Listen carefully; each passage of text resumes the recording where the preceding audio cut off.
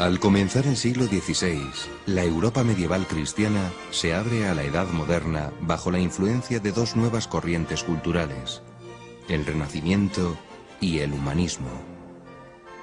Se descubren nuevos mundos, se cultivan ciencias nuevas que la invención de la imprenta permite difundir rápidamente. Surgen los primeros estados nacionales. En la base del Renacimiento palpita el humanismo, movimiento cultural y científico que redescubre la antigüedad clásica de Grecia y Roma y se inspira en sus valores. Los humanistas son intelectuales católicos que conjugan su admiración por el hombre con su fe cristiana. Destacan entre ellos Leonardo da Vinci y Maquiavelo en Italia, Erasmo de Róterdam en Holanda, Santo Tomás Moro en Inglaterra o Luis Vives en España. Desde el siglo XV, el Renacimiento, de la mano del humanismo, ejerce una enorme influencia en el arte. La nueva corriente artística y cultural que se ha iniciado en Italia se extiende después por el resto de Europa.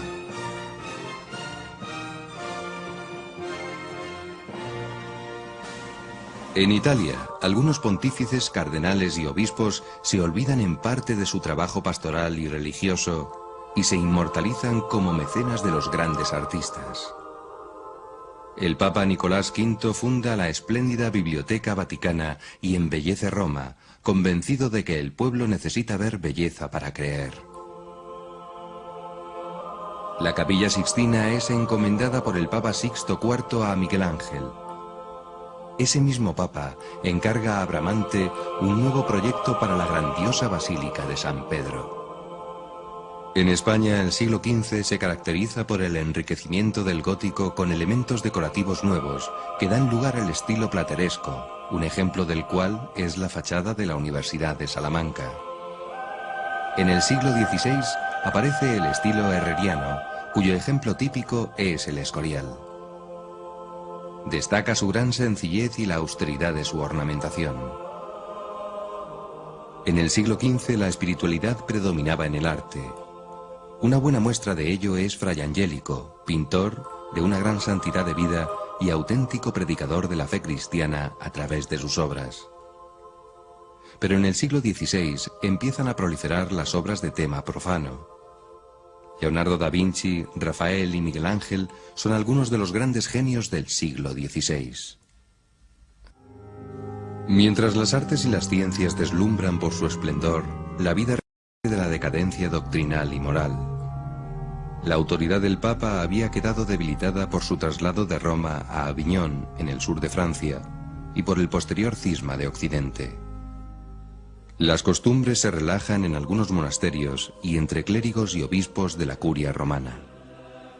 Esos son algunos de los factores negativos que propiciarán la Reforma protestante. A ellos se añaden los conflictos entre papas y emperadores, el auge de los nacionalismos eclesiásticos y un imperio alemán dividido en pequeños principados que verán en el protestantismo una vía para independizarse del emperador católico Carlos V. Ese ambiente de crisis explica, en parte, el éxito de la rebeldía de Martín Lutero. Este fraile agustino alemán comenzó, como muchos antes que él, tratando de reformar la Iglesia, pero terminó separándose de ella y arrastrando al cisma a gran parte de Europa. El primer acto de este gran drama lo inicia en 1517, cuando cuelga una lista de 95 tesis en la puerta de la iglesia de la Universidad de Wittenberg. El pretexto era protestar contra las indulgencias, es decir, la conmutación de penas del purgatorio a cambio de limosnas. Pero Lutero va más lejos y niega otras verdades como la misma existencia del purgatorio y el poder concedido por Jesucristo a la Iglesia de perdonar los pecados. Examinadas sus doctrinas, en 1520 el Papa le invita a retractarse de 41 de sus proposiciones. En lugar de ceder, Lutero incita a la nobleza alemana a asumir su reforma política y religiosa y convoca un concilio alemán al que invita a los laicos. Por fin el Papa condena formalmente la tesis del fraile Agustino, que le desafía quemando en público el decreto papal y redactando un panfleto agresivo en el que llama anticristo al Papa. En 1521 el sumo pontífice promulga la excomunión de Lutero, pena máxima consistente en su exclusión de la comunión eclesial y la privación de los sacramentos. Así concluye el segundo acto del drama, que tendrá más tarde episodios sangrientos. En el fondo de la arrogante actitud de Lutero subyace su angustia frente a la muerte y la salvación de su alma. Sus tentaciones contra la castidad y la obediencia le hacen sentirse en pecado habitual. Esto le lleva a negar la libertad en el hombre para obrar el bien, pues imagina que el pecado original ha corrompido totalmente la naturaleza humana. De ahí concluye que la salvación viene solo por la fe en Jesucristo, con independencia de que las obras sean buenas o malas. Una gran pérdida para los que seguirán la vía protestante es su negación del culto a la Virgen y de los santos. Alega Lutero que Cristo es el único mediador entre Dios y los hombres, pero ignora que María es la Madre de Dios y que Él ha querido asociarla a su redención y por tanto a su mediación. Otro de sus errores es reducir la revelación divina a la Sagrada Escritura. Niega el valor de la tradición y del magisterio de la Iglesia. Además, la Biblia debe interpretarse, según Lutero, como le parezca bien a cada uno. Es la doctrina del libre examen, que será el germen de la posterior división de los protestantes en un sinnúmero de iglesias y sectas. Martín Lutero priva a sus seguidores de la gracia, es decir, la ayuda divina que producen los sacramentos. De los 7 sacramentos instituidos por Jesucristo, Lutero solo reconoce 2.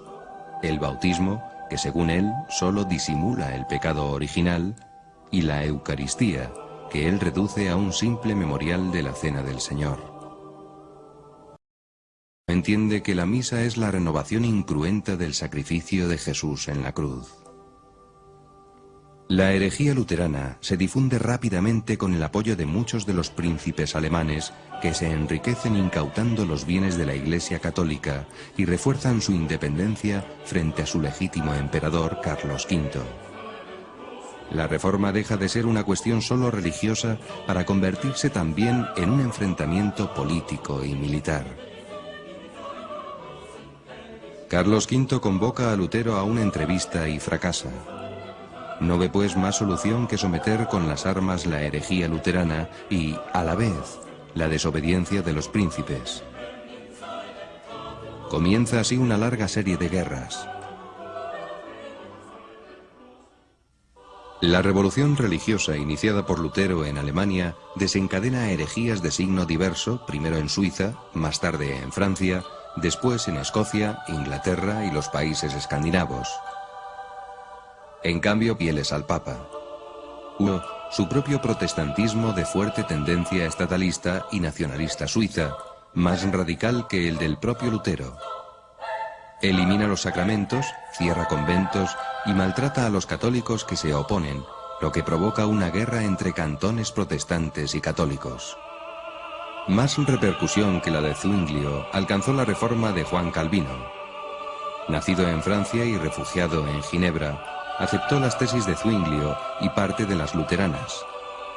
Su error principal no es tanto la justificación solo por la fe, como la predestinación. El hombre, según él, no es libre para elegir su salvación o condena. Solo Dios salva y ha elegido o predestinado a los que quiere salvar. Así, el éxito en los negocios temporales sería signo de predestinación. Por eso se ha dicho que su doctrina está en el origen del moderno capitalismo liberal. Calvino convirtió Ginebra en una república teocrática e intolerante. De su influencia surgirán los presbiterianos en Escocia, los puritanos en Inglaterra, los calvinistas de los Países Bajos o los hugonotes en Francia. En Inglaterra no fueron las ideas de Calvino o de Lutero las que llevaron a la separación de Roma, sino la pasión del rey Enrique VIII por una cortesana, Ana Bolena, de quien confiaba obtener un heredero varón. El monarca inglés pidió al Papa el divorcio de su mujer legítima, Catalina de Aragón, pero su petición fue rechazada. Despechado, Enrique VIII promulga en el año 1534 el acta de supremacía por la que se autoproclama cabeza suprema de la Iglesia en Inglaterra. Una vez erigido en máxima autoridad religiosa, el rey ordena ejecutar a todo aquel que no acepte el cisma. Así reciben la palma del martirio el obispo Juan Fisher y el prestigioso canciller Tomás Moro, entre otros. Moro, primer ministro del reino, fue el único que se negó a firmar el acta de supremacía en el Parlamento. Enrique VIII lo destituye, lo encarcela en la Torre de Londres y finalmente manda cortarle la cabeza. Su hijo Eduardo VI, de 9 años, en cuyo breve reinado se imponen las herejías calvinistas y luteranas. Tras él sube al trono María Tudor, que intenta restaurar la fe católica, sin conseguirlo.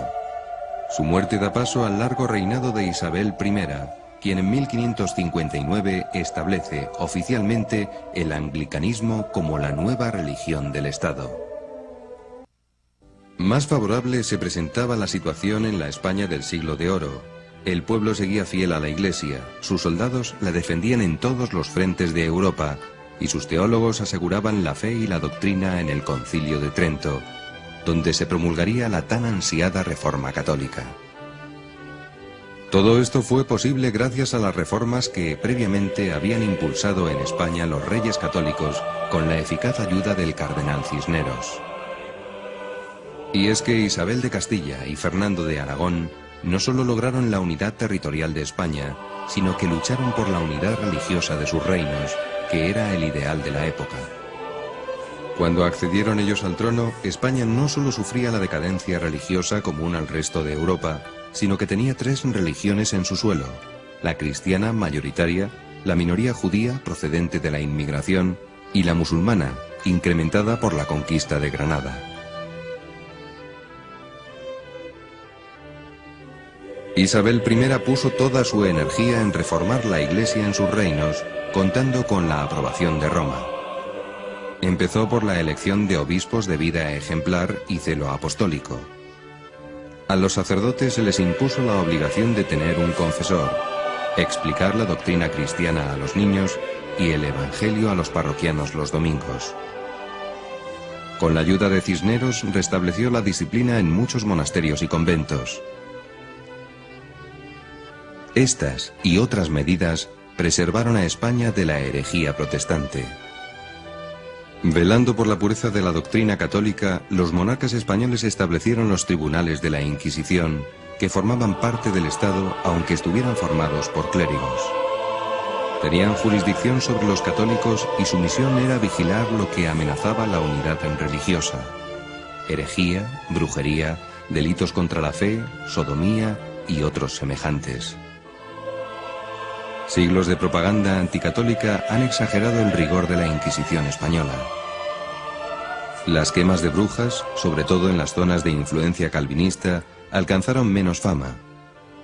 Solo en Escocia, por ejemplo, fueron ejecutadas 4.400 brujas. Está probado, por otra parte, que la represión religiosa en las naciones protestantes fue más cruel que en los tribunales inquisitoriales. Aún así, la Inquisición llegó a ser un mal grave para la Iglesia. Los territorios que la Iglesia perdió en Europa por la herejía protestante los recobró con creces en el Nuevo Mundo, descubierto en 1492 por los navegantes al servicio de los reyes católicos. A ellos encargó el Papa Alejandro VI la evangelización de los territorios americanos. Ya desde el segundo viaje de Cristóbal Colón, los franciscanos cruzaron el Atlántico para convertir a los indígenas y en menos de 20 años fundaron las primeras diócesis. Les seguirían después los dominicos, agustinos, jesuitas y otras órdenes religiosas, movidos todos ellos por el celo de llevar el mensaje redentor de Cristo a los indios americanos. Comienza así la gran epopeya misionera.